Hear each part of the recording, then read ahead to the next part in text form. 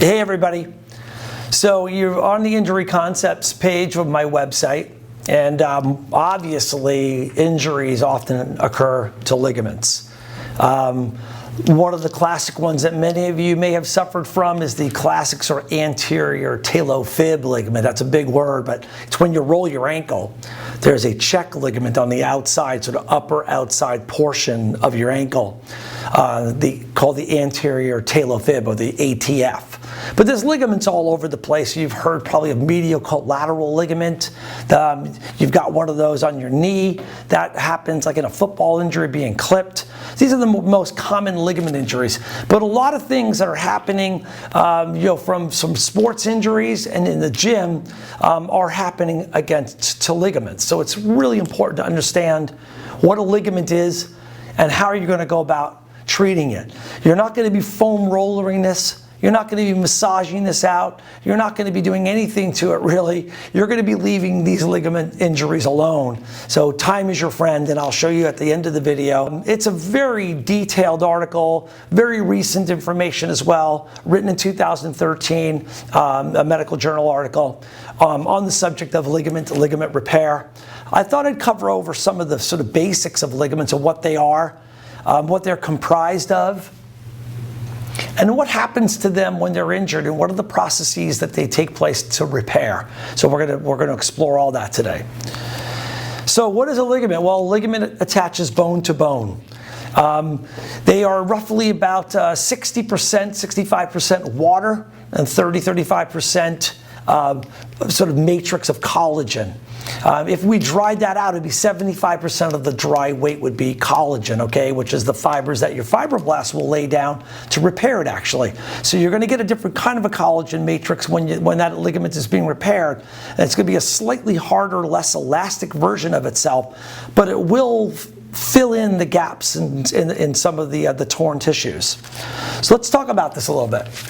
On the left-hand side here, you see, I've got 3 different ligaments. This one is in a lax state. So this is a ligament that is not injured, and it's allowing flexibility. So part of it is proteoglycans, protein and sugar molecules. Part of it's elastin fibers, which is the elasticity. That's an easy one to remember. And then glycoproteins.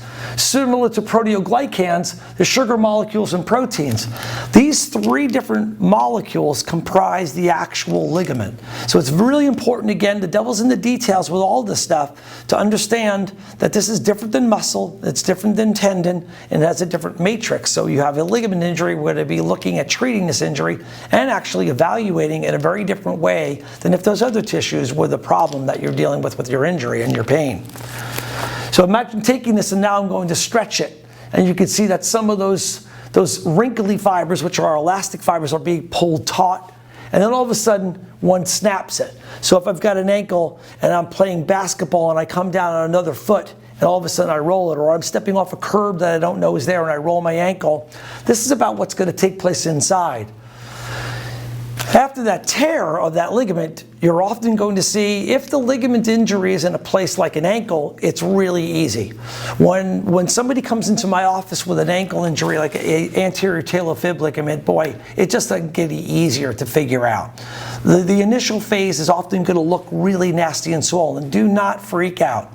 Water is pouring into that, okay? And so you're having these different stages of healing, with that scaffolding phase being water pouring into that ligament. And you're going to see it, especially in an ankle where there isn't a lot of tissue around it. You know, the skin is just above the bones and the ligament. And so when that particular ligament gets injured, you're going to see it. We need repair. We have to wait. We have to be patient with ligament injuries.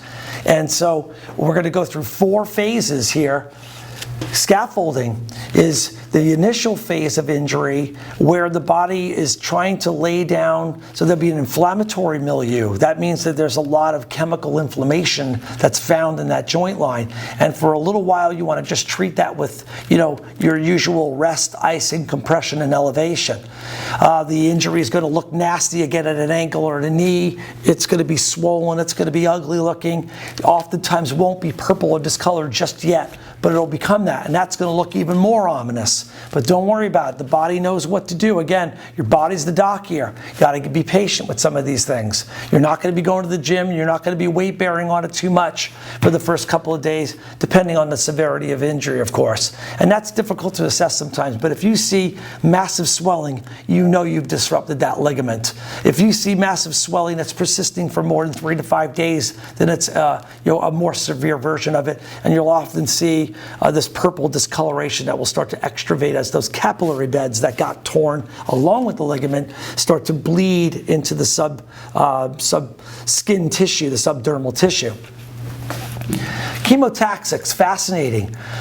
The cells that come in, those white blood cells and the macrophages that are here to clean up the debris of a torn ligament, will give off a chemical signal called chemotaxis that will signal platelet aggregation and also fibroblastic migration to that area. So other types of cells that you have that do the work of sealing off blood vessels like platelets, or fibroblastic migration to the area that will start laying down the new collagen, are going to be told where the injury is and where to go by that beautiful process of chemotaxis. Imagine all this is going on inside your body and you don't even have to do anything about it.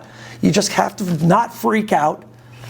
Use some simple concepts like rest, ice, compression, elevation, some anti-inflammatories only for a couple of days while the injury is hurting you and and affecting your quality of life, but no longer than that, because in some of the other videos I have on inflammation, you'll see that those NSAIDs or cortisone or some of the other more injectable types of anti-inflammatories also confuse the daylights out of that chemotaxis. So you don't want to be messing with this system any more than it needs to. So some mild tinkering is what's necessary. The nucleation and the hemostasis, again, complex subjects, but essentially they are further in the healing process stage that are going to allow your body to repair the injured tissue. Another little interesting side thing about ligaments is the genetic basis of ligaments. For years, I did not fully appreciate the fact that some people are born with unbelievable flexibility, and some people are born very tight. And so there's no doubt there's a genetic component that your mom and dad gave you about your ability for perhaps like an elbow breadth test. You notice that my elbow stops at straight. Many of you, if you look in the mirror right now and straighten out your elbow would be going beyond straight, maybe a couple of degrees. But please appreciate the detail of the work, the complexity of the ligamentous system, and to understand that this is how it's structured, this is what's going on inside. So again, the more you know, the less you're going to guess. There'll be some other videos that I'm going to be posting that will show you how to assess a ligament compared to a tendon and compared to myofascial problems. So take care.